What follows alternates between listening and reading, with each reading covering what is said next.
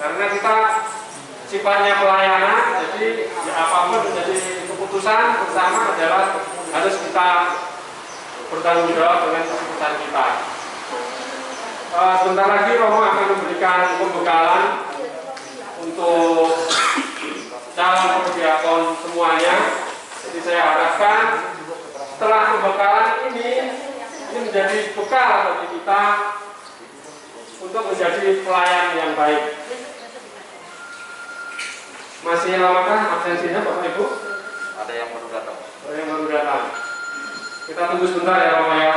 Ya. Sebelum kita akan buka dengan doa, kemudian materi, istirahat, kita sesuaikan semua. Silakan duduk ya bagi yang sudah mengisi absensi.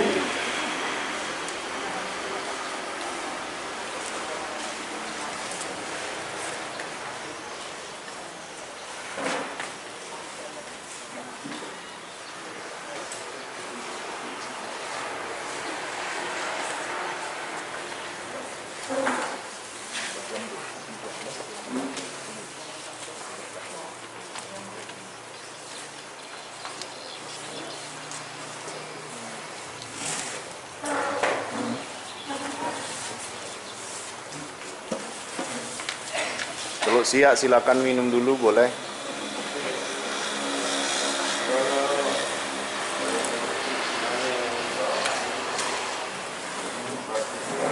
Wah, siap ya Pak? Iya.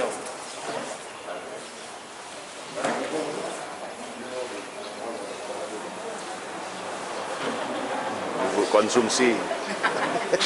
Sinaga. Marta, Sister Marta. Oh, Marta ya? Ya, Marta. Mama. Silakan Bu.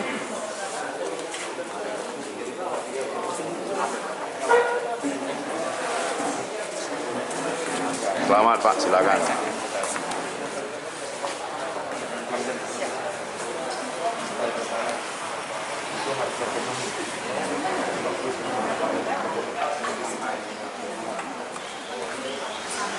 Bapak Ibu, terima kasih karena waktu terus berlangsung, maka kita akan mulai pertemuan kita ini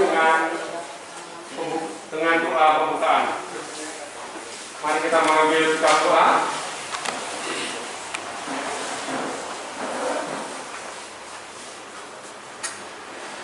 Dalam nama Bapa dan Putra dan Roh Kudus. Amin. Bapa yang Maha Kudus, terima kasih atas berkat-Mu yang selalu Engkau berikan kepada kami, terus-menerus mengalir tiada henti. Tuhan, hari ini umat-Mu di paroki Santunan Pembaptis ini, khususnya para calon prodiakon, para calon pelayan di gereja masing-masing, akan mengikuti pembekalan untuk menjadi seorang pelayan, yaitu menjadi prodiakon. Tuhan, kami manusia lemah, curahkanlah Roh Kudus-Mu ke dalam hati kami masing-masing. Bukalah hati kami masing-masing sehingga kami bisa menerima pembekalan, pelajaran yang akan kami terima. Bukalah hati kami masing-masing sehingga pelayanan ini menjadi suatu kewajiban yang menghasilkan buah-buah yang baik. Kami tahu, Tuhan, kami manusia lemah, tetapi kami yakin hanya dengan belas kasih-Mu kami bisa menerima ini semua. Tuhan, dimuliakanlah nama-Mu ini dan sepanjang masa. Amin. Dalam nama Bapa dan Putra dan Roh Kudus. Amin. Waktu dan tempat serahkan ke Romo Dwi. Romo.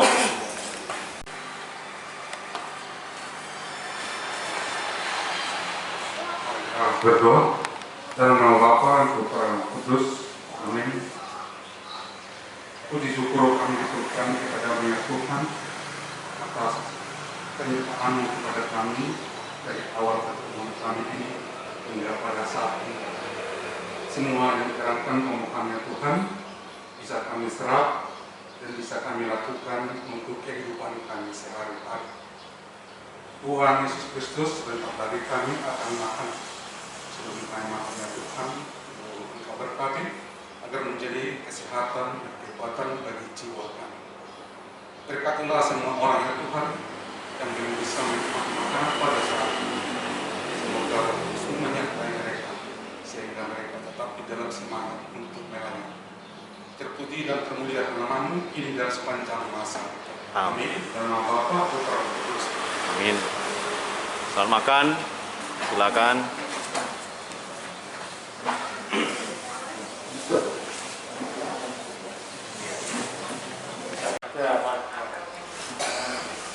Bapak Iin Suryadi. Ada Pak? Bapak Karus dulu. Ada. Bapak SP Sihombe. Lagi motokopi Pak. Fotokopi. Ya, bentar. Bentar lah ya. Pak pegang janji ya Pak. Jamin itu. Bapak J. Simamora. Ya, ada juga. Bapak G. Manuru. Bapak G. Barus. Ibu ya? G. Barus. Bapak Mikael Simamora. Bapak Yumisan Tambah. Bapak Ibu Sarina Ibu Sari Haluhur. Sarina Haluhur. Bapak Edi Sutarman. Terima kasih Pak. Bapak Stanis. Bapak Alam sendiri. Bapak Duruk. Mungkin ada yang belum dipanggil namanya. Terima kasih Bapak Ida. Udah masuk baru kita katakan dijamin aja. Oke, terima kasih Bapak Ibu semuanya. Rama akan melanjutkan keparanya. Monggo. Tadi belum tutup doa makannya ya. Bapak Ibu, saudara-saudari, seringkali kita merasa tidak sanggup untuk melayani Tuhan karena kebutuhan ekonomi kita yang mendesak. Kebutuhan finansial kita yang begitu minim.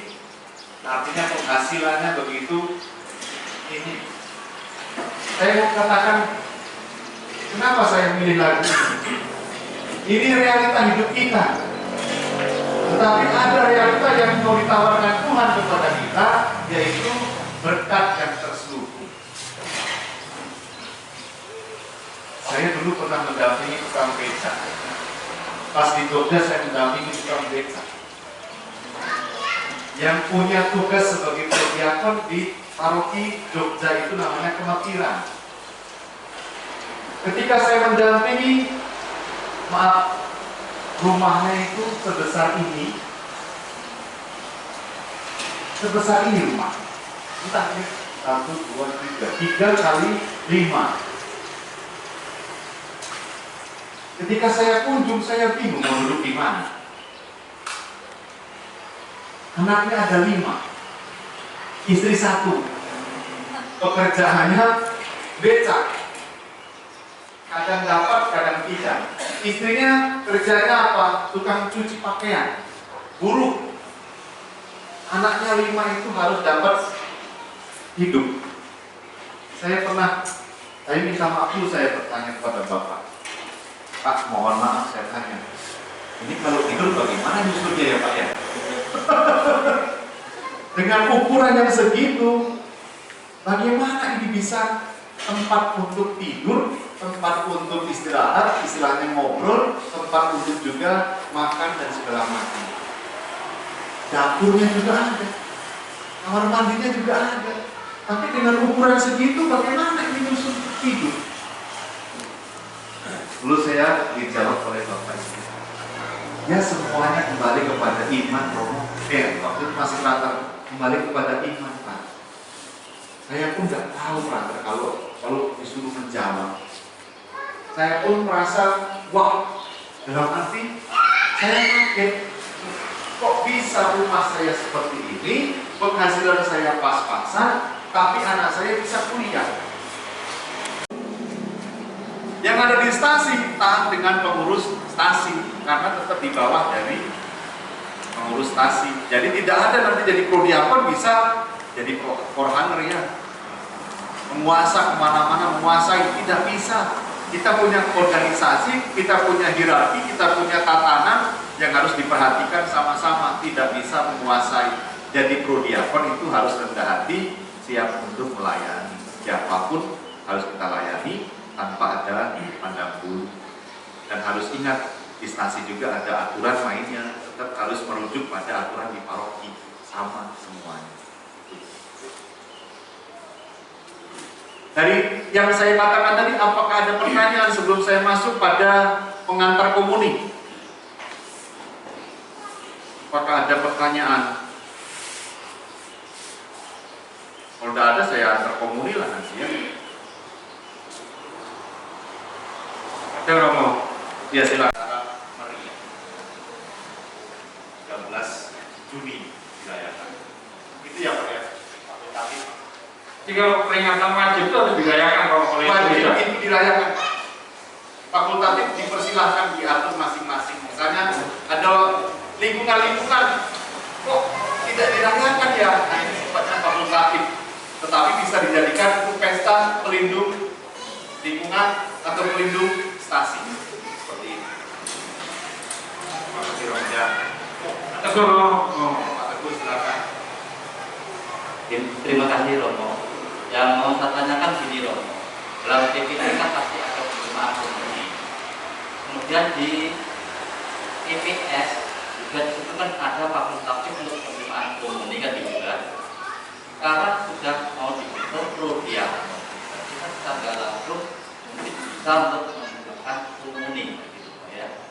Nah dalam posisi seperti ini, apakah nanti setiap stasi pasti dipersiapkan kostumnya yang dikasih Roma gimana? Makasih mohon. Baik, terima kasih Pak. Jadi memang ada kadang-kadang kebijakan keuskupan juga beda-beda ya Pak. Ini saya harus katakan lagi dengan jelas. Kebijakan keuskupan beda-beda. Ada keuskupan yang punya kebijakan, walaupun di situ ada tabernakel, kalau namanya ibadah sabda tidak boleh terima komuni. Paham itu ya? Walaupun di situ gerejanya di stasi itu ada yang namanya tabernakel, tapi tidak boleh terima komuni. Ada juga kebijakan keuskupan beda-beda lagi. Walaupun di situ gerejanya paroki, ya, walaupun di situ gerejanya paroki, tetap saja ada kebijakan kalau jadwalnya ibadah, ya ibadah. Tidak boleh gerejanya yang adalah gereja paroki tetap selalu misa. Ada. Nah, Anda bersyukur ya, di sini tidak ada namanya gereja di paroki itu ditinggalkan romonya untuk melayani stasi. Kok jadinya dari tata laksana Pak? Nggak mau lagi tata laksana, aku dimarah orang. Jangan ngobrol, jangan main-main. Ini orang tua yang tidur Pak. Kebetulan ini setengah bayar ya Pak ya. Menegur, padahal dia statusnya pakai selempang, pakai resmi itu istilahnya, dilantik istilahnya juga. Dia tidak mau lagi Pak, kapok ya. Kenapa? Negur orang malah dia ditegur. Siapa Pak? Itu pernah ini kejadian. Kita pulang ya, tunggu kamu. Nah ini menjadi sesuatu yang bagi saya pribadi mudah tapi sulit. Tapi memang kita harus mulailah dengan situasi, ayolah kita kapan mulainya. Ya pilihannya pertama-tama kalau jumlah umat di stasinya sedikit, ya habis nanti. Jadi kita pertimbangkanlah dengan komposisi dari jumlah umat. Kalau paroki sini, ya pilihlah berapa orang yang memang dikhususkan untuk menjadi bagian dari itu. Kalau tidak, lingkungan yang bertugas itu lingkungan mana, suruhlah mereka itu jadi bagian dari tata laksana. Itu juga baik. Tapi yang jelas juga kita harus beri pedoman. Kamu pakai selempang suci, itu istilahnya mau punya hak untuk menegur. Tegur juga bapakmu ya, nanti kalau ribut kamu tegur, berani nggak? Nanti sudah ditegur, menjalankan tugas sampai rumah dimarahin ya. Kasihan juga. Jadi dengan kata lain saya minta supaya dipersilahkan prestasi mengaturnya, setidak-tidaknya ada orang yang tua, dituakan, bisa tegur. Kalau yang nanti yang muda disuruh jadi tata laksana, nanti dimarahin, apalagi dilihat, marganya kau itu apa, kau tegur apa. Sering terjadi begitu. Jadi jangan sampai kita mau beribadah terjadi sesuatu yang tidak mengenakan, itu kan tidak enak juga nanti.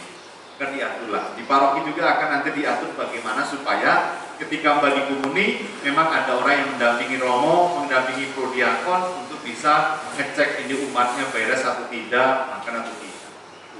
Yang selanjutnya,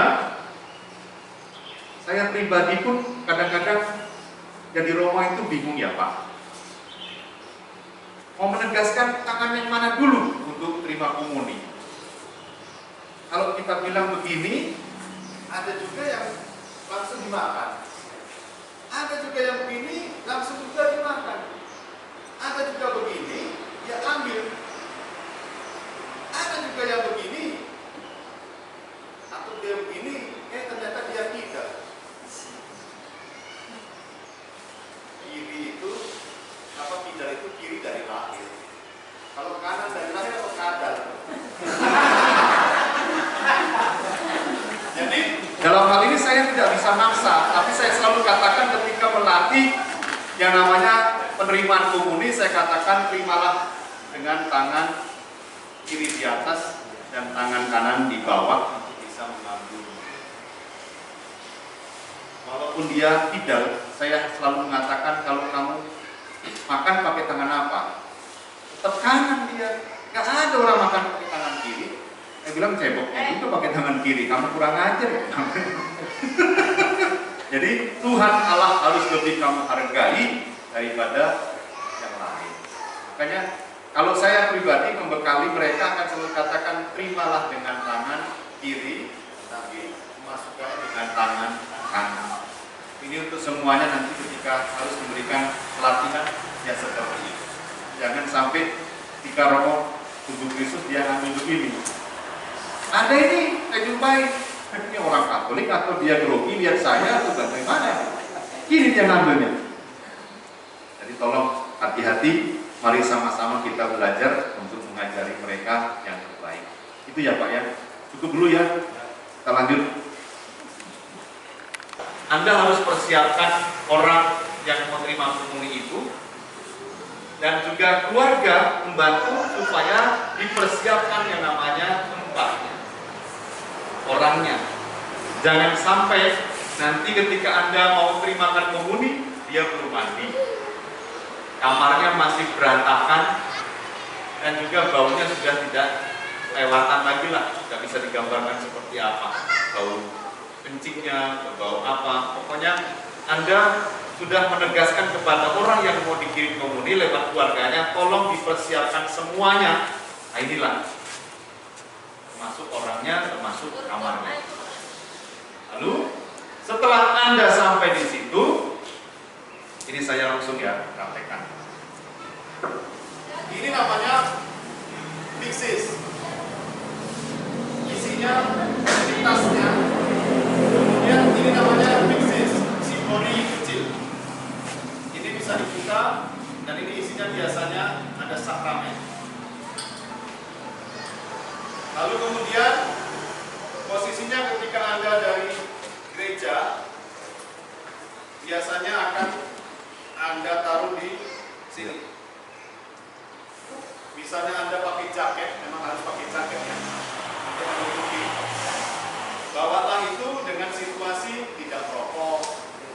Boleh pakai motor atau pakai mobil tapi tidak merokok. Jangan mampir ke rumah, apalagi mampir warung. Langsung ke tujuan.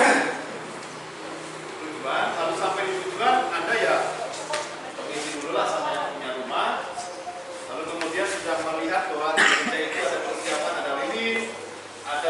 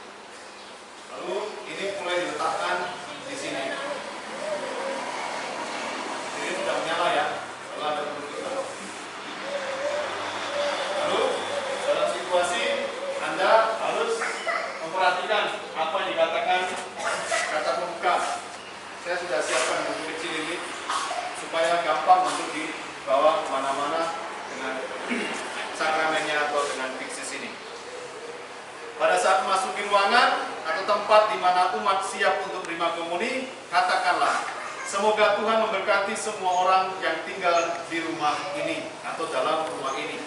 Kemudian Anda mengatakan, dianggap saja sudah ditaruh di sini, semoga air suci ini mengingatkan kita akan pembaptisan dan akan Yesus Kristus yang telah menebus kita dengan sengsara dan kebangkitannya. Dipercikan ke orang yang sakit. Kalau Romo tidak perlu pakai ini. Tetapi kalau Anda sebagai prodiakon harus pakai air suci. Supaya lega dia ya, supaya dia merasa puas. Lalu mengajak untuk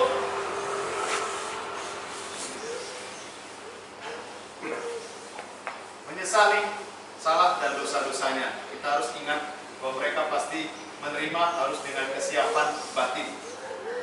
Marilah kita mengakui dan menyesali segala dosa dan kesalahan kita agar dapat mengikuti upacara ini dengan pantas.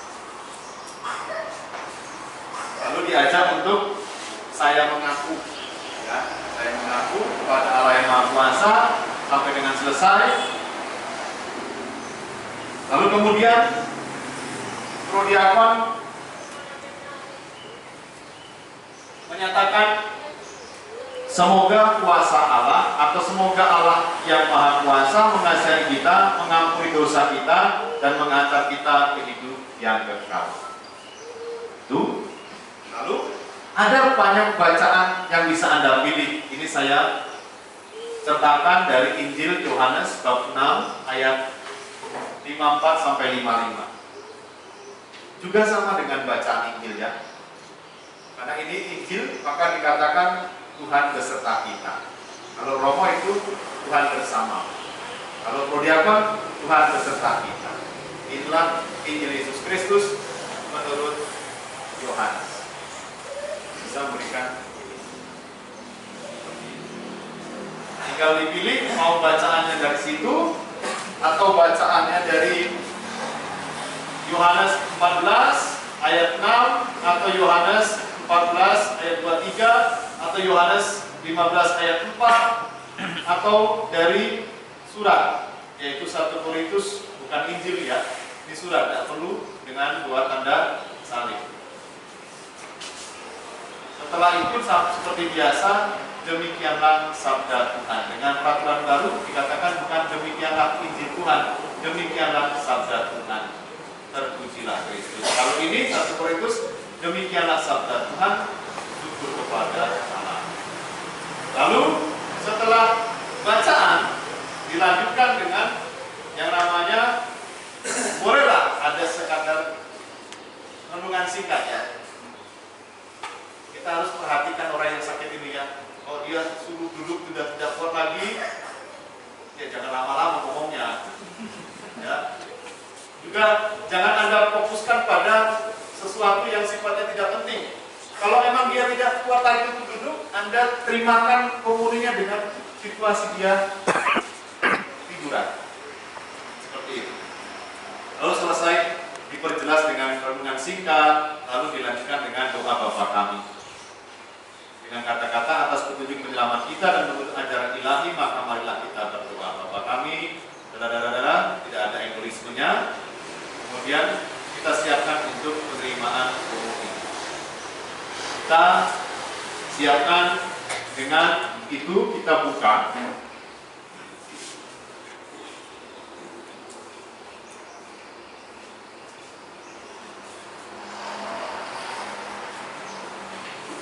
Jadi kita buka.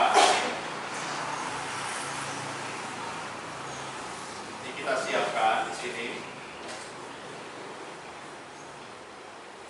Lalu kita mengajak dengan kata-kata,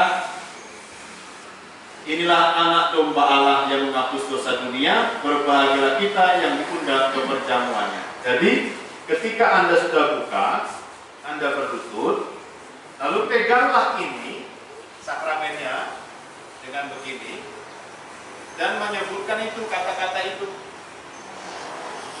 Bisa inilah anak domba Allah yang menghapus dosa dunia, berbahagialah kita yang diundang ke perjamuannya, atau akulah roti yang turun dari surga, barang siapa makan roti ini akan hidup selama-lamanya, atau datanglah kepadaku kalian beban berat, maka aku akan berikan rasa lega kepadamu. Berbahagia kita yang diundang ke perjamuannya. Maka kalau dia masih bisa ngomong,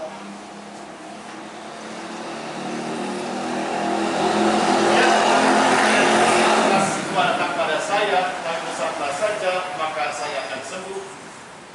Kita katakan langsung, tubuh Kristus. Dia jawab amin, lalu berikan. Kalau misalnya lagi tidak zaman COVID, Anda bisa langsung memberikannya ke mulut. Tapi kalau zamannya COVID, dia masih bisa terima, kasih langsung ke tangannya. Atau kalau tangannya tidak bisa terima, dan memang dia butuh yang namanya air untuk bisa memasukkan itu sakramen ke mulutnya, Anda bisa memberikan kepada misalnya istrinya, atau suaminya, atau anak yang biasa melayaninya. Biasanya taruh di sendok ya. Taruh di sendok, lalu pecah-pecah sedikit, kasih air, kemudian masukkan ke mulutnya. Ini tidak jadi soal. Nah, bagaimana misalnya? Romo, bagaimana kalau sakramennya itu dimuntahkan lagi, Romo? Ayo saya tanya kepada Anda, bagaimana kalau sakramennya dimuntahkan? Karena bukan dimuntahkan secara ini ya, secara sengaja, tapi karena mungkin dia nggak bisa telan lagi lalu kemudian keluar. Bagaimana Anda menanggapi ini? Saya tanya dulu supaya mudah untuk Anda ingat.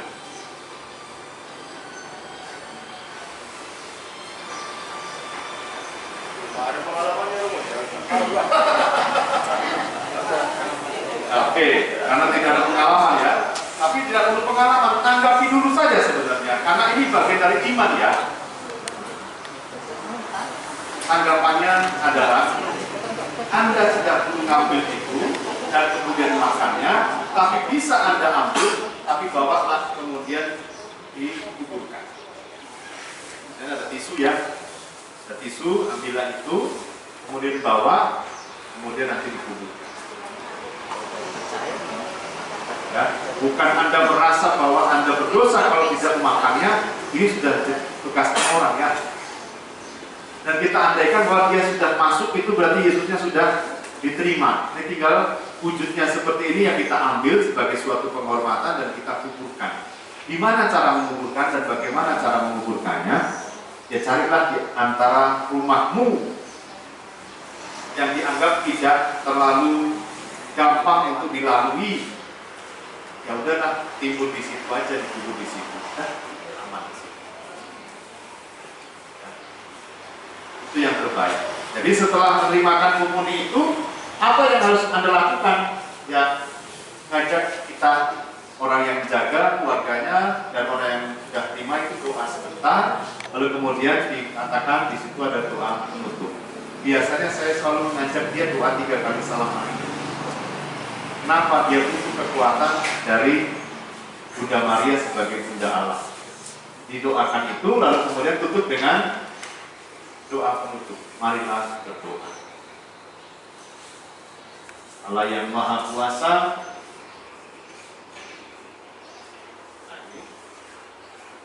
bla bla bla bla semuanya. Lalu kemudian tadi ini harapannya ini sudah ditutup ya. Mengandaikan bahwa Anda tidak kirim komuni lagi, karena sudah satu itu saja mungkin jatahnya orang yang harus kirim komuni. Kalau Anda ada lagi tugas untuk kirim komuni yang orang kedua, ya tetap sama, Anda kembalikan.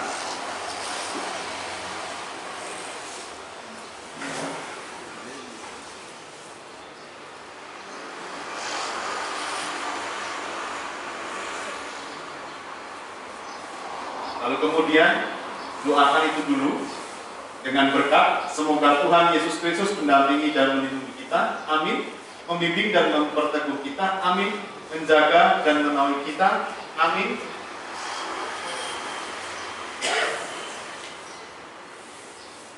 Semoga Tuhan berkati kita dalam nama Bapa dan Putra dan Roh Kudus, amin. Itu kalau prodiakon. Kalau biasanya saya langsung memberikan berkat.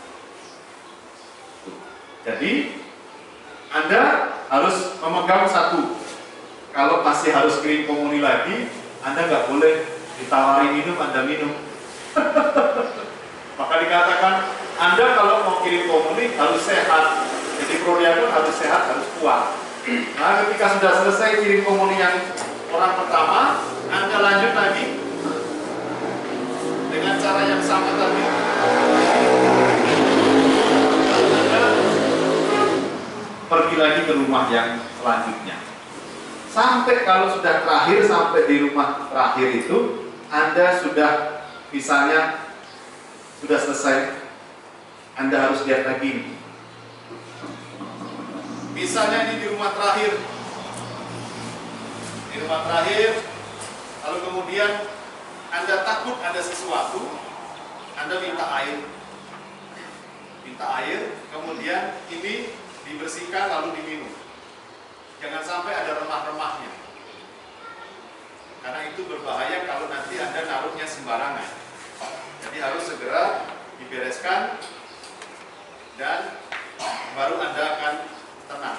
Dan kalau ditawari, Pak, Bu, mari kita minum, ya udah, kalau ditawari minum, ya karena sudah nggak ada lagi, sudah terakhir, ya udah, Anda siap. Terima kasih kalau ada tawaran seperti ini. Nah, dari sini bagaimana? Prinsipnya lagi, kalau pas di stasi tidak ada tabernakel, pas ada kunjungan romo di situ, berarti sebagai prodiakon harus sudah menyiapkan ini di altar. Jadi misalnya Pak, Bapak sebagai prodiakon Jamrut, di situ ada berapa orang yang harus dikirim komuni, yang tua dan jompo ya, plus sakit. Sakit itu berarti memang dia sudah jompo. Dan sakit yang masih muda tidak perlu dikirim komuni, suruh aja di gereja kalau sudah sembuh. Ya, kecuali kalau dia memang muda tapi stroke ya Pak ya, nggak bisa apa-apa lagi, kirimlah komuni.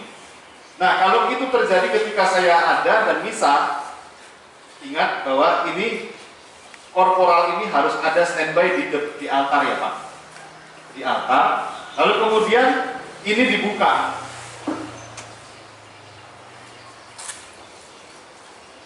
Fiksisnya ini dibuka,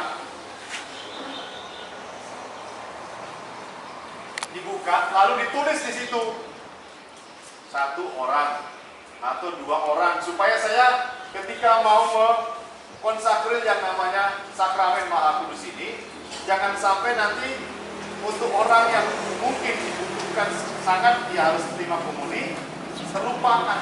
Maka dibutuhkan yang namanya prodiakon, harus tulis di situ berapa kebutuhannya, 1 atau 2, supaya ketika itu saya sudah hitung lebih. Dan ketika sudah selesai misa ada lebihnya dan memang setul dengan apa yang ini, sebelum bagi komuni saya akan taruh itu di sini. Yang saya utamakan adalah meletakkan yang namanya sakramen itu di fiksis ini. Lalu saya tutup. Dan saya lanjut bagi komuni kepada yang datang di gereja. Nah, ketika sudah selesai misa, ini saya biarkan tertutup begini. Dan saya tahu, dan umat harus tahu, ternyata itu ada sakramen Maha Kudus. Maka ketika selesai, saya ketika turun dan kemudian menghormati altar, saya tidak seperti biasa Pak. Tapi karena ada sakramen, maka saya tidak begini, tapi saya begini.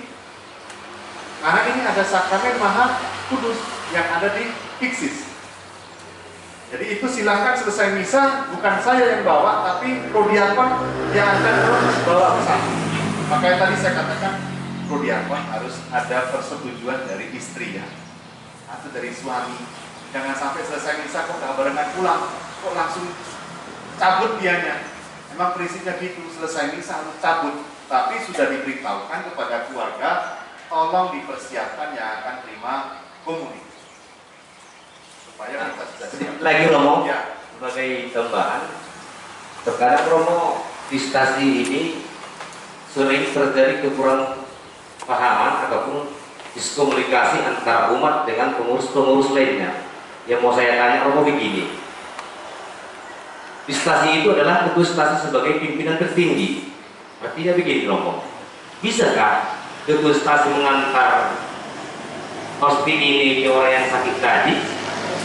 Dalam artian begini, terkadang maaf untuk kita semua, ada seseorang ketua stasi yang ngeyel karena dia pemimpin, harus dia yang mengantar. Artinya biar tidak terjadi sesuatu yang kurang enak, yang bagus, artinya biar sebagai prodiakon yang mendapat pelatihan hari ini bisa bertindak tegas ataupun berbicara tegas kepada ketua stasi. Dalam artian, kenapa harus Bapak itu yang mengantar? Kan saya ketua stasi, kira-kira begitulah Bapak. Kira-kira untuk ini tanggapannya, bisa nggak ketua stasi itu mengantarkan Kosti ke tempat orang yang sakit di Bromo? Terima kasih. Ya, baik. Terima kasih Pak. Ini saya harus katakan lagi, ulangi lagi. GPP itu dilantik sama uskup. Stasi, ketua stasi atau pengurus stasi dilantik oleh pastor kepala paroki. Jadi pelantikannya beda-beda. Kalau prodiakon, baik yang di paroki maupun yang di stasi, dilantik sama uskup. Tugasnya adalah dua, dari lektor dan dari akolit. Ini dengarkan bapak-bapak, ibu-ibu. Lektor itu dia punya hak untuk memimpin ibadah.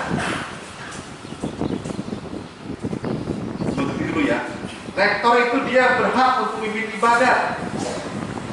Kedua, akolit itu berhak untuk kirim komuni dan bagi komuni. Jadi yang boleh hak untuk memegang sakramen itu bukan ketua stasi, tapi prodiakon yang dilantik selama 3 tahun. Kalau sudah 3 tahun tidak dipilih oleh umatnya, dia nggak boleh mengaku diri sebagai rohani. Jadi prodiakon atau apalah istilahnya. Kadang-kadang masih ada yang bawa-bawa tradisi lama ya. Saya prodiakon di kampung. Ya prodiakon kan sifatnya teritorial, di mana dia dilantik, disitulah dia bertugas. Nggak bisa apa-apa. Begitu jelas ya Pak ya? Jelas. Jadi kalau ada yang seperti itu, dia sudah dosa sakralegi Pak. Maka dia sebelum terima komuni harus ngaku dosa dulu sama romonya. Jadi kedua, tadi sudah saya katakan, kalau tidak ada tabernakel, kalau misalnya di stasi itu ada tabernakel atau karena di paroki ada tabernakel, berikanlah yang namanya kebijakan. Kirim komuni hanya pada Jumat pertama. Tidak setiap hari atau setiap minggu dikirim, tapi setiap Jumat pertama itu dikirim komuni. Ya, setiap Jumat pertama dikirim komuni. Kalau misalnya hari Minggu ada romo di situ dan tidak ada tabernakel, ya mintalah sama romonya untuk bisa kirim komuni. Ya, ingat bedanya ngerti ya? Kalau di sini di paroki atau di stasi yang ada tabernakel, kirimlah komuni saat Jumat pertama. Tapi kalau tidak ada tabernakel, pas ada romo di situ, kirimlah komuni dengan minta pada romonya. Jadi nanti saya usahakan bagaimana setiap stasi punya setidak-tidaknya 1 piksis ini untuk tugas menghantar. Kalau sudah selesai, kembalikan ke gereja supaya jangan sampai untuk main anak-anak. Nah, dikiranya mainan tuh nanti bahaya. Dari sini ada yang mau latihan sebentar? Mana? Yang jadi orang sakit? Hand korporal dibuka. Lilin sudah disiapkan ya. Lilin sudah siap. Kemudian piksisnya kita ambil. Kalau salah nggak tahu. Ya, dikoreksi sama-sama nanti Pak, tenang aja.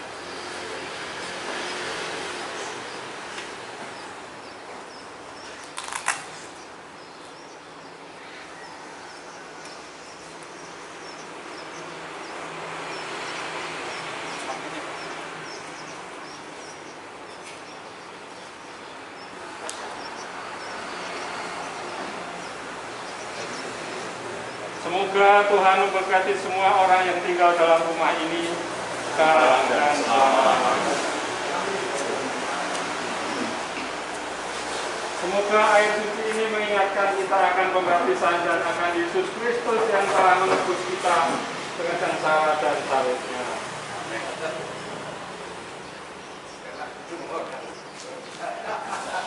Marilah kita mengakui dan menyesali segala dosa dan kesalahan kita agar dapat mengikuti upacara ini dengan pantas. Marilah kita darahkan doa tobat. Saya mengaku dan seterusnya selesai. Bacaan singkat.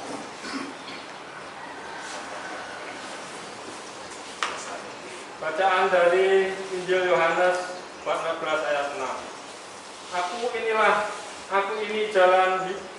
ini jalan kebenaran dan hidup. Tiada orang yang dapat menghadap Bapa selain lewat aku. Demikianlah sabda Tuhan.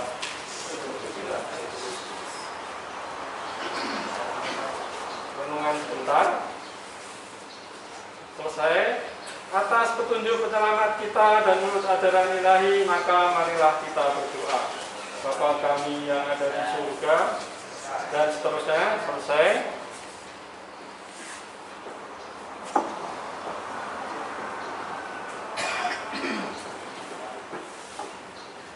Rotinya nggak ada. Ya, anggap aja lah.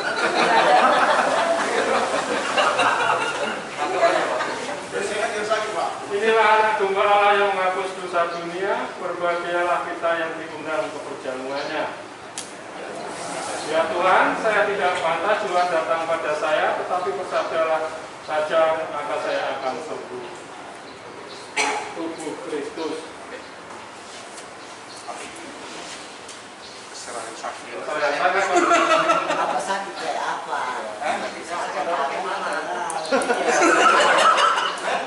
Udah lanjut. Marilah berdoa. Allah yang Maha Kuasa dan kekal, Bapa yang Maha Kudus, kami mohon dengan mantap, semoga tubuh Tuhan kami Yesus Kristus bagi saudara kami memberikan kesehatan jiwa, raga, dan tetap damai demi Kristus Tuhan kami. Marilah kita mohon berkat Tuhan. Semoga Tuhan Yesus Kristus mendampingi dan melindungi kita. Amin. Membimbing dan memperteguhkan kita. Amin.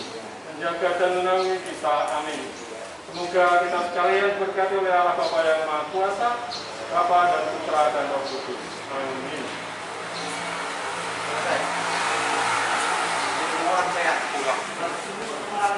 Masih sembuh. Oke, bisa dikoreksi apa yang masih kurang tadi? Oh iya, betul belum.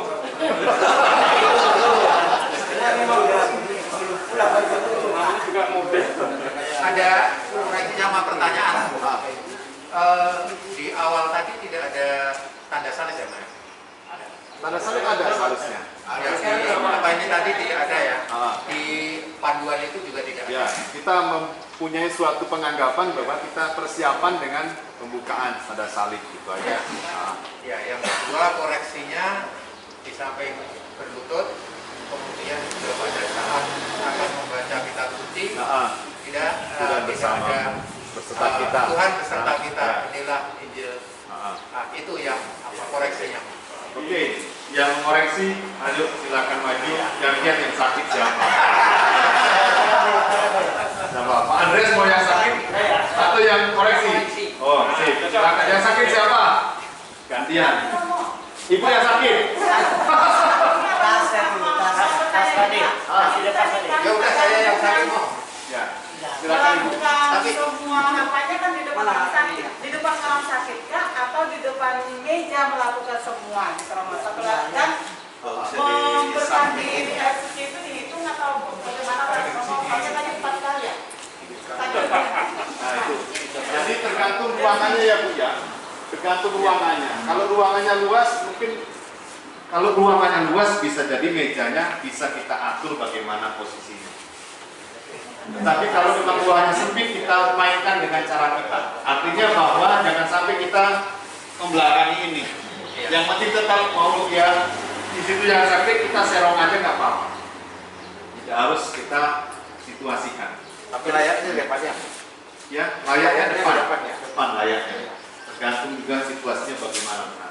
Itu kita lihat, jangan kita paksa. Supaya yang penting kita orang ini mau ketemu sama Yesus jangan kita persulit, belajarlah. Lalu apalagi tadi? Oh, memerdekakan. Ini kan kekuatannya prodiakon. Jadi kekuatan prodiakon punya Bapa, Putra, dan Roh Kudus. Amin. Ya, itu sebetulnya. Nah, kalau dikatakan Pak Petrus tadi, bagian mana yang sebenarnya ada ini? Semoga Tuhan berkati kita semua orang tinggal di rumah ini. Itu artinya bahwa sebelum itu sudah ada tanda salib. Tanda salib dulu dalam nama Bapa dan Putra dan Roh Kudus. Amin. Baru dikatakan semoga Tuhan memberkati semua orang yang tinggal dalam rumah ini sekarang dan selama-lamanya. Ya, amin. Semoga ayat suci ini mengingatkan kita akan baptisan dan akan Yesus Kristus yang telah menebus kita dengan sengsara dan kebangkitannya. Bapak. Iya, Bu. Bagus juga tanya Bu, karena seringkali orang kok saya nggak kenal Romo. Ada juga yang mengatakan sudah biasanya kalau orang sesekali ataupun baru sekali menghantar komuni, biasanya keluarganya minta juga. Tapi kita katakan yang dikirim ini adalah yang sakit, bukan yang sehat. Yang sehat ke gereja. Ya, itu. Walaupun dikatakan ini yang nunggu ini minta dikasih juga, janganlah. Kita khususkan jangan sampai kehilangan artinya bahwa ngirim komuni ini untuk yang sakit. Silakan Pak Andreas. Selain yang sakit nggak boleh berarti Romo. Nggak boleh. Beda yang sakit Pak. Baik, saya tidak mengulangi pencontohannya, makanya di pertama. Boleh. Kalau gitu, jadi pulang nih Romo. Malam Pak kami ini sudah. Jadi senior apa senior? Senior yang ini sudah senior. Bukan masalah senior. Hanya yang ingin saya koreksi, tidak boleh terburu-buru. Grogi tadi Pak. Ya. Jadi misalkan ini dari gereja dan ini dari gereja, dari rumah. Bukan pas gitu dulu Pak. Mohon maaf, saya tidak melepaskan tas ini walaupun di dalam tas ini. Pak nggak boleh bicara bahwa speksis Pak. Ya, kosong karena mencontohkan. Ya, sama dengan halnya karena di dalam tas saya ini juga ada fiksis. Jadi maka jarang saya kalau ada pertemuan ini tas ini saya taruh di belakang begini. Ini contoh tapi Pak ya. Pasti selalu saya taruh ya. Tapi koreksi langsung Pak. Ya. Jangan terlalu pendek Pak, harusnya tinggi dikit Pak. Karena ini kosong sama ya, jadi walaupun kosong, tetap saya kalau duduk pasti saya. Nah ini, gitu ya. Betul, betul itu untuk kita bersama. Baik. Yang pertama-tama kita ambil hosti di gereja seperti biasanya. Misalkan di sini tabernakel, kita tetap harus berlutut dulu. Dan sebelum berlutut kita harus ada doa persiapan dulu. Jadi di bawah kita harus ada doa persiapan pribadi sebelum kita mengambil satu hosti. Jadi setelah berlutut maka kita buka, kita ambil satu, masukkan ke biji, lalu tutup dan kembali ke tabernakel, lalu bersujud lagi, baru berangkat. Nah, susahnya yang saya alami selama ini adalah ketika kita berangkat, ketemu orang ditanya, terpaksa harus menunduk atau ya angkat tangan begitu. Itu yang agak berat, pikirannya kita sombong. Sampai ke dalam rumah yang meminta begini hosti. Begitu masuk langsung. Nah, sebelum sampai ke rumah kita mohon untuk disiapkan lilin dan meja. Lilin dan meja sudah disiapkan. Sebelum kita mulai langsung ini sudah lilin, ini sudah langsung kita buka. Enggak, ini sudah buka ya, kita nggak melipat-lipat lagi. Tapi sebelum lewat sudah pakai alba ya Pak? Iya, ini langsung. Jadi taruh itu sakramennya taruh di situ, kemudian pakai alba. Betul. Dan samir kalau bisa dibawa juga samirnya. Betul, Romo. Jadi untuk apa biasanya apakah kita begitu datang itu di tempat tersendiri langsung pakai dulu, tapi ini tetap ya Bapak Ibu tetap tetap kita ini kan. Kalau tidak ditaruh di tempat sendiri meja itu langsung kita ini. Oke, sudah begitu langsung diletakkanlah di sini, kita lepas. Ini ada tempatnya ya, saya nanti minta pesen sama kamu.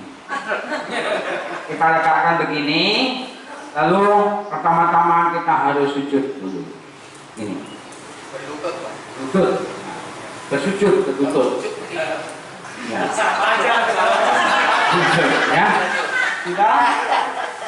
Baru kita mulai setelah ini, baru kita mulai di yang ada di buku ini karena panduannya ya. Mana sakitnya Pak?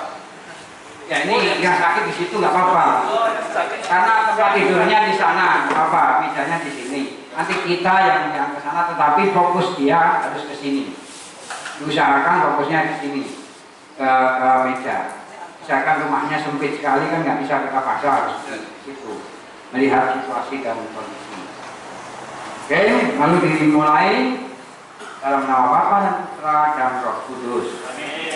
Lanjut pembukaan, ya kan? Kemudian lanjut. Semoga Tuhan memberkati ini ya, fiktif. Tapi saya ingin menyatakan tidak begini ya.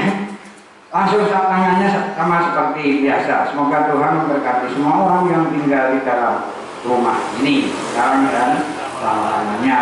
Lalu air suci, ya kan? Semoga air ini sudah posisi, saya ke sini ya. Semoga air suci ini dan seterusnya Bapa, Putra dan Roh Kudus. Amin. Dan balik lagi. Oke. Kemudian coba. Bikin komuni harusnya. Ini jadi yang sakitnya. Lalu lanjutkan lagi, bacakan doa-doa. Ya. Kemudian bacaan singkat. Kemudian lanjut ke Bapak kami. Kemudian dan seterusnya kita komuni. Langsung komuni, kita kan mau ambil lagi nih. Kita harus sujud lagi kalau kita posisinya berlutut ya, berlutut lagi. Nah, itu langsung dibuka. Bukan lo, dipraktekin lo, Kita kan Pak. tasnya itu juga kita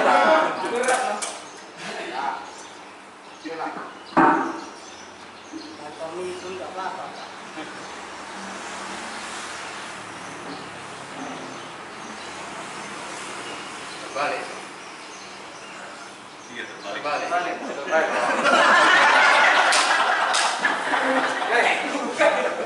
Baik.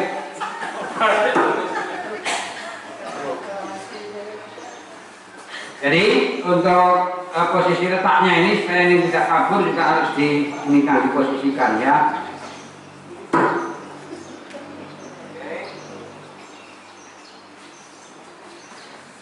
Langsung dibawa ke sini. Langsung. seperti yang dikasih. Ini yang dikasih. Langsung diambil. Inilah anak domba Allah yang menghapus dosa dunia, berbahagia kita dan diundang ke perjamuannya. Ya Tuhan, kami tidak pantas, Pak. Iya, ya Tuhan, saya tidak pantas. Tuhan datang pada saya kalau saja masalah sembuh. Tubuh Kristus. Amin. Baik. Kemudian setelah itu dikembalikan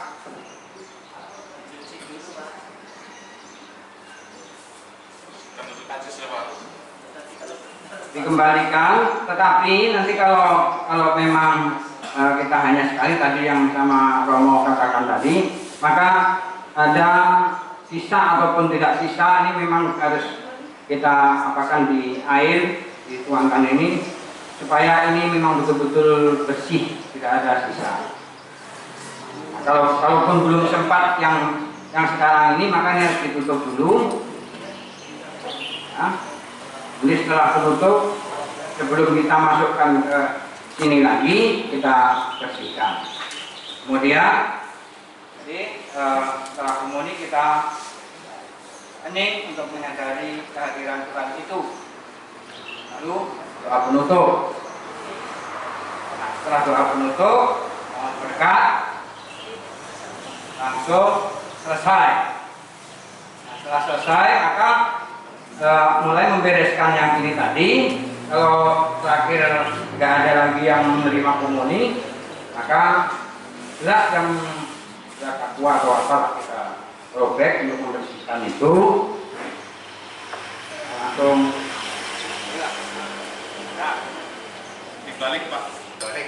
Jadi aquanya dikucurkan airnya ke pixis, bukan pixisnya dikucurkan ke ini. Itu harus apa ya namanya? Ya, tadi. Itu udah tapi diminum. Tapi kalau yang seperti ini agak sulit. Ya pokoknya bagaimana caranya supaya rempah-rempahnya tidak dibuang di aqua, tapi aquanya dibuang ke pixisnya. Oke, ya. Baik. Sudah ini selesai semua, pasti bersih.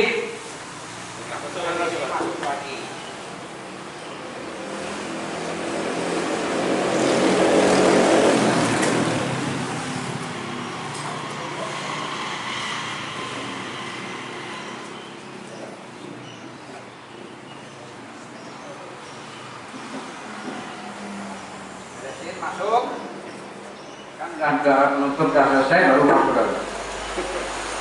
Demikian Romo, terima kasih. Baik, terima kasih. Sabun mandi, handuk atau kain bersih, lalu kemudian kayu.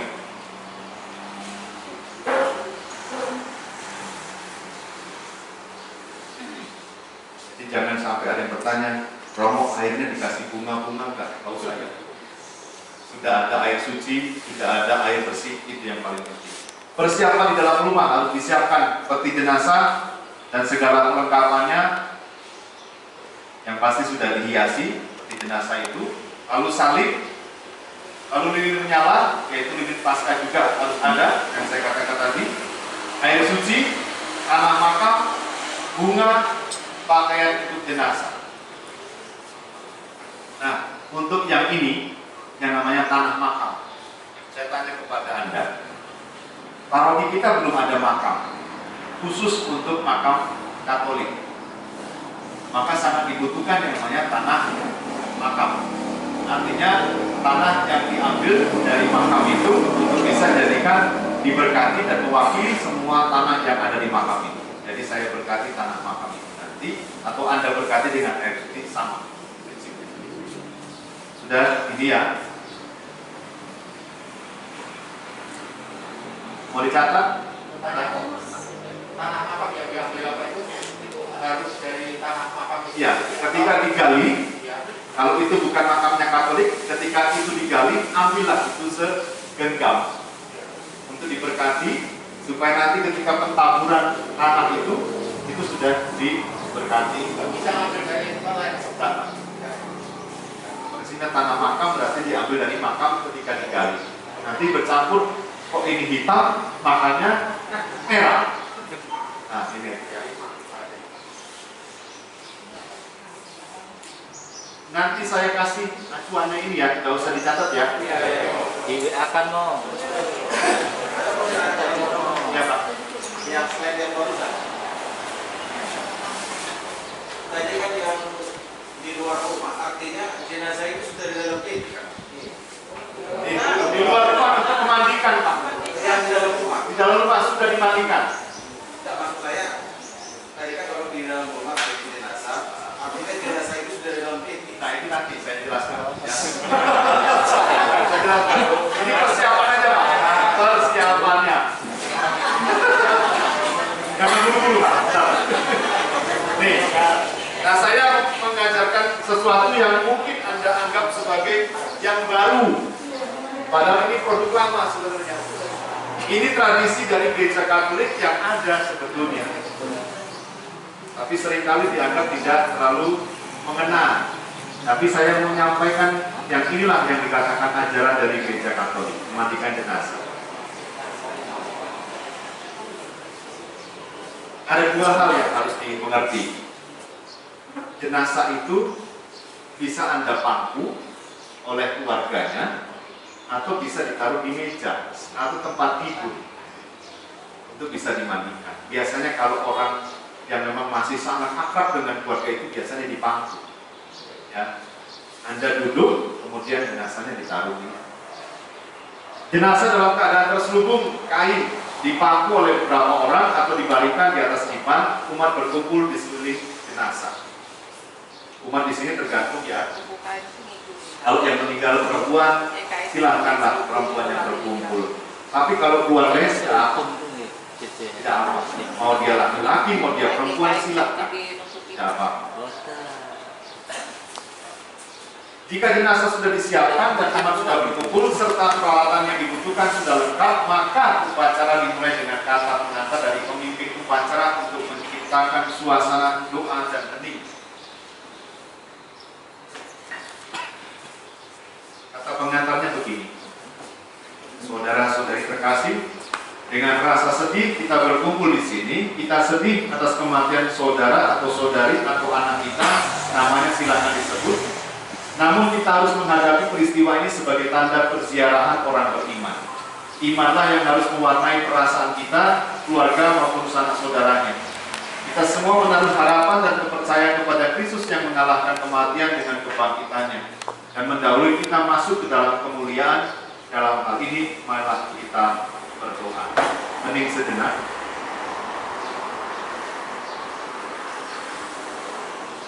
Anda salib, saudara-saudara terkasih, marilah kita mengawali upacara merawat jenazah ini dengan membuat tanda kemenangan dalam nama Bapa dan Putra dan Roh Kudus. Amin. Lalu dilanjutkan dengan doa pembuka. Marilah kita berdoa. Ya Allah, Bapa kami yang maha baik, Engkau menciptakan kami menurut citramu dan mengangkat kami menjadi anakmu. Berkat jasa Yesus Kristus Putramu yang tunggal, Engkau menghendaki agar kami menyempurnakan gambaranmu di dalam diri kami dan menjadi semakin sempurna seperti Yesus. Saudara atau saudari kami, menyebut namanya, telah tutup usia dan menyelesaikan usaha perjalanan di dunia ini. Ini jenazahnya akan kami siapkan untuk istirahat yang terakhir.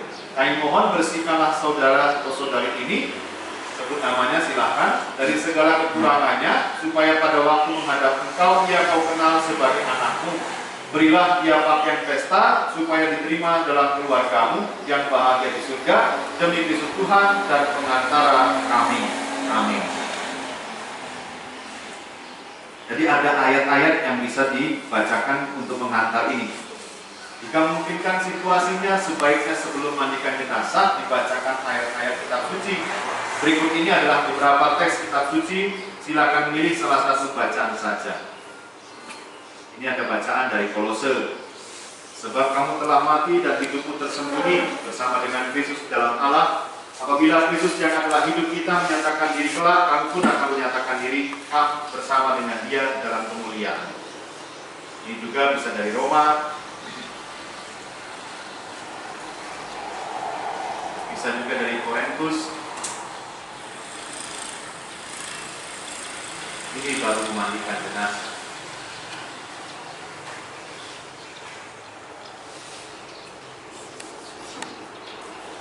Jadi pemimpin jenazah atau pemimpin yang akan memandikan jenazah yaitu prodiakon. Kalau dia yang meninggal laki-laki silakan bapak-bapak. Kalau dia perempuan silakan ibu-ibu. Semoga air suci ini menyucikan saudara atau saudari dan menjauhkan dari segala rintangan menuju perziarahan kepada Allah Bapa. Lalu kemudian pemimpin ibadat menyiramkan dengan air bersih membentuk salib, ya, bentuk salib. Semoga air bersih ini membersihkan segala kotoran dalam tubuh dan dosa-dosa saudara serta mengantarkan saudara ke dalam surga bersatu dengan Allah Tritunggal. Jadi sambil ini dalam nama Bapa, Kepala, ya. Lalu panjang sekali dan putra, lalu panjang sekali ke arah kiri ke kanan. Dan Roh Kudus dikatakan nanti di dadanya, amin. Kemudian menyiram air dilakukan oleh sanak famili. Ini menyiramkan air pakai air suci ya. Air suci ya. Lalu keluarga siapa saja lah di situ, mungkin yang meninggal itu orang tuanya ya anak-anaknya lah, berapa orang di situ menyiramkan sebagai tanda kita sudah ikhlas sebetulnya dengan cara yang tadi saya katakan, Bapa dan Putra dan Roh Kudus. Amin. Kemudian jenazah dimandikan sampai bersih. Nah, seringkali ada orang bertanya, Romo, kalau jenazahnya ini tidak bisa lagi Romo dibeginikan, Romo bagaimana? Anda punya pengalaman nggak? Sudah kaku. Nah, ini seninya. Kalau memandikan jenazah itu, kalau situasi begini, itu masih bisa diajak ngomong sebetulnya. Kita tahu apa? Iya. Tidak ngomong. Jadi sebetulnya Bapak Ibu, percaya tidak percaya, yang namanya orang meninggal itu masih di sekitar dia. Maka selalu saya katakan, walaupun Anda mungkin lihat YouTube dikatakan bahwa orang meninggal itu langsung pergi ke sana, kalau secara praktek yang saya ketahui dan saya alami sendiri, dia tidak belum pergi kemana-mana, masih di sini ya. Dan selalu saya katakan, prinsipnya lagi orang meninggal tidak akan bisa lagi masuk ke dalam jasadnya, karena kontraknya sudah habis. Ya sudah ditutup itu, nggak ada yang bisa lagi. Jadi kalau ada orang, itu siapa yang masuk Romo? Setan itu kan. Kalau setan bisa masuk ke jasadnya semua orang. Orang masih hidup aja bisa dia masuk. Tapi kalau jiwa orang beriman, agak sulit masuk ke dalam jasadnya sendiri. Karena bisa. Maka seringkali kalau dia sudah begini, tidak bisa diluruskan, ngomong dulu. Tolonglah, kami mau memandikan lemesnya.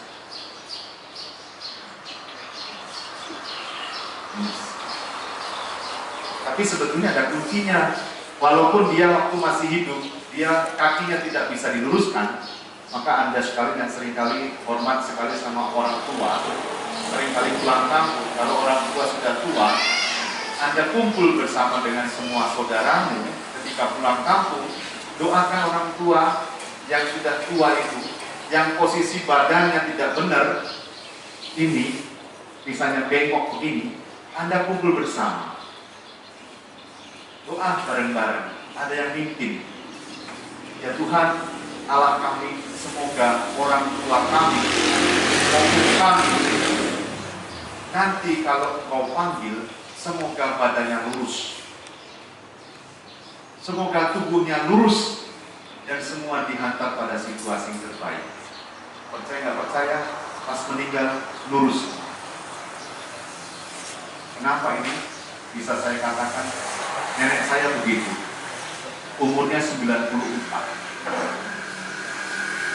Posisinya cuma di tempat tidur, tidak bisa digerakkan ketika masih sehat, artinya masih hidup. Kakinya melengkung semuanya, kakinya begini. Maka saya bawa bersama keluarga saya waktu itu dengan saya doakan semoga itu bisa lurus semua. Ketika meninggal lurus.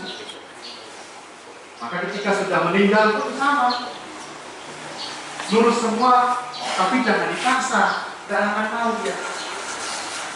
Tetapi ada yang caranya ngajak ngobrol.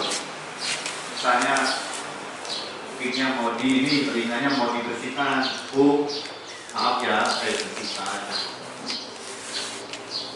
Maaf ya, mulutnya saya bersihkan. Lalu kemudian maaf, di urut begini nasi, kotorannya juga keluar. Maaf ini saya bersihkan. Ini akan keluar dengan sendiri. Jadi orang-orang yang sudah meninggal itu kalau kita hargai, dia menghargai. Percaya tidak percaya, saya percaya. Bahkan suster pun akan mau latihan, menyaksikan semuanya. Supaya jelas ya, suster Darwis itu nanti cerita juga dia. Nah, jadi dalam situasi ini setelah diberikan yang namanya air suci sudah diberikan kepada keluarga sampai dengan selesai, cucunya juga ikut menyiramkan, tanda ikhlas ya. Itu menjadi tugas selanjutnya ya sudah memandikan seperti saya katakan tadi. Ajalah ngobrol supaya semua yang kaku-kaku itu bisa tertutup. mata bisa membelalak begini, mungkin kaget dia dipanggil Tuhan. Dia belum sempat nutup. Ajak ngomong, tutup sendiri nanti. Jadi semua kembali pada situasi yang ada. Setelah itu dimandikan, tadi apa yang saya katakan tadi, selama memandikan buatlah doa rosario. Bukan doa rosario yang lengkap ya, pakai rosario boleh, tapi yang manik-maniknya besar, doakanlah Bapa kami. Manik-maniknya kecil, doakanlah Salam Maria. Itu. Lalu pakaian yang sudah disiapkan dari tempat ini memandikan sudah dihanduki ya, lalu dibawa ke kamar atau di ruangan lah sudah disiapkan ya. Tapi jangan sampai bugil ya. Harus dikasih kain lalu dibawa ke ruangan supaya bisa dikasih pakaian. Ini juga ada doanya. Setelah dimandikan dan dihanduki dengan keadaan terseluruh kain bersih, jenazah diusung masuk ke dalam rumah, kemudian dikapani, diberi pakaian pantas dikapani. Itu artinya kalau memang kita punya sesuatu yang sifatnya dengan iman kita, artinya bahwa orang ini harus berpakaian rapi seperti mau pesta. Kalau kita terkenal ya, baju putih atau dikasih singlet, kemudian dikasih pakaian kemeja putih, lalu ada jasnya, semuanya lengkap. Nah itu harus juga diberikan sebagai suatu tanda bahwa iman kita itu menjadi iman yang betul-betul menghantar orang ini yang meninggal pada pesta perjamuan, istilah pesta perjamuan. Kalau ibu-ibu atau perempuan yang meninggal silahkan diatur bagaimana memakai pakaiannya, sudah disiapkan atau belum. Dan biasanya kalau orang sudah agak tua-tua, sudah agak umur itu biasanya sudah nyiapkan sendiri mereka. Bapak-bapak sudah nyiapkan sendiri, ibu-ibu sudah nyiapkan sendiri. Tidak perlu lagi dia pakai wasiat. Paling wasiatnya adalah bahwa nanti kalau aku meninggal pakaiannya ada di lemari bagian atas. Tolong siapkan ini dan itu. Itu saja Pak. Selama mengawali jenazah atau memberikan pakaian kepada jenazah, pemimpin ibadat mengajak umat yang berkumpul untuk membacakan kitab Mazmur berikut. Ini Mazmurnya. 24. Mazmur ini, kepadamu kuarakan hatiku ya Tuhan Allahku. Bisa dibacakan ini dulu, kemudian ini seperti baca Mazmur, diulang lagi, atau pakai pola lagu. Kepadamu kuarakan hatiku ya Tuhan. Pola lagunya biasa saja. Ya Tuhan, ingatlah akan rahmat dan kasih setiamu yang telah kau tunjukkan sejak sedia kala. Ingatlah akan daku menurut belas kasihmu. Lapangkanlah hatiku yang amat besar. Lepaskanlah aku dari segala kesusahanku. Perhatikanlah sengsara dan kesukaranku. Hapuskanlah segala kesesatanku. Bla bla bla sampai dengan selesai ditutup dengan kemuliaan pada Bapa dan Putra dan Roh Kudus, dinyanyikan juga, lalu balik ke refrennya. Kalau belum selesai juga lanjut lagi, mungkin kelamaan, mungkin sudah dimandikan, sudah balik, dia ternyata balik lagi begini. Nah, ajak ngomong lagi, balik lagi. Bu, aku mau kasih baju buat Tupung, buka ya Bu. Bener loh, jangan buka sendiri. Jangan dimarahi. Tegang betul Pung. Jangan lemas Pung, lemas dikit Pung. Ngobrol itu. Jadi silakan itu dibuat. Mazmurnya ada 3. Nah ini, jadi antara setiap suku itu beda-beda ya. Jadi kalau orang yang di luar Batak itu biasanya kalau sudah diberi baju, jangan taruh di bawah. Sudah tempatnya sendiri di kotak, yaitu di peti.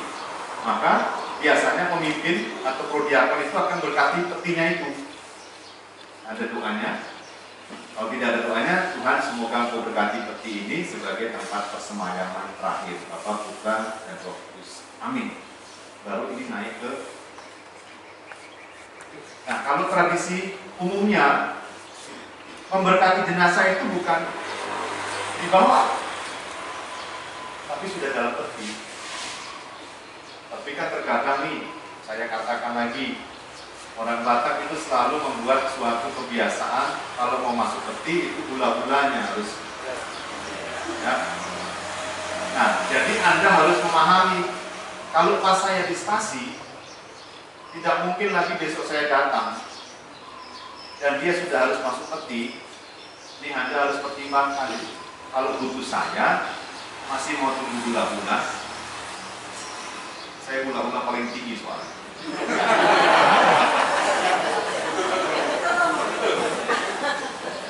Saya gula-gula paling tinggi, jadi jangan sampai pikir yang lain lagi. Saya akan berkati kalau itu sudah masuk di peti. Jadi kalau emang saya mau berkati, ya masukkan peti dulu baru saya berkati. Tapi Anda di sini begini-begini, nanti kalau sudah sampai pada kenyataannya Anda nggak akan berani. Anda takut dengan suku daripada dengan promonya. Nah, nanti saya akan persilahkan Anda. Kalau saya nanti ada misa lagi selanjutnya ke stasi lain, nah ini juga harus ada pertimbangan. Kalau Anda butuh berkat saya, ya saya akan ikut aturan yang ada dalam gereja, maka saya berkati. Kasihan loh kalau sudah pakai pakaian bagus, masih di bawah saya berkati. Ya enak juga saya lihatnya. Tapi kalau sudah di dalam peti, itu saya berkati. Nah itu sebenarnya berkat jenazah itu benar seperti itu. Ini terserah Anda nantinya. Jadi saya katakan ini supaya Anda jelas bahwa peti itu harus ditempatkan dalam situasi yang benar. Kalau berkata jenazah, itu berarti petinya sudah dimasuki oleh jenazah. Lalu kedua, bagaimana peti atau posisi orang yang sebenarnya? Jadi misalnya altar ya. Jadi posisi kepalanya misalnya kalau karena ini awal, kepalanya di situ, kakinya di sini. Tapi kalau ini yang meninggal ini adalah imam, jadi kepalanya di sini, kakinya di sana. Ini harus dimengerti dulu ya. Satu pokok yang penting. Jangan sampai salah. Ketika sudah ditaruh di peti, Romo ini kok ubah-ubah lagi. Loh, saya kan benar. Di sini altarnya, karena dia awam, maka dia harus menghadap ke sini. Walaupun dia sudah meninggal, harus menghadap ke altar. Karena ini fokus dari ibadahnya kita. Jadi jangan sampai kita nanti disuruh berubah, kok malah marah-marah. Loh, saya mau berkati atau enggak? Kalau saya mau berkati ya ikut aturan gereja lah. Ini harusnya jadi. Lalu lilin Paskah itu harus diletakkan ya. Kalau di sini ada longgar, tahu sebelah sini. Supaya ada kesannya bahwa kita mau berdoa untuk orang yang sudah meninggal. Dari sini saya akan mengatakan sesuatu tentang jenazah kita sudah dimasukkan di peti. Ada orang yang suka dengan yang namanya petinya yang mahal-mahal, kayunya keras-keras. Tapi ada juga orang yang menyukai bahwa kayunya yang jelek-jelek supaya cepat hancur, supaya bisa dibawa ke kampung katanya. Ada ini supaya cepat lapuknya, cepat busuknya, cepat segala sesuatunya cepat dibawa ke kampung. Nah, soal yang namanya peti, gereja nggak ngatur. Silakan diatur masing-masing. Tapi pikir juga, jangan saya peti itu dibuat dari kayu yang berat-berat. Siapa yang memotong? Dosanya udah berat, petinya berat. Belum lagi barang-barang kesayangannya masuk di peti semua. Nah, kacau balau lah siapa yang mau pikul itu. Ya?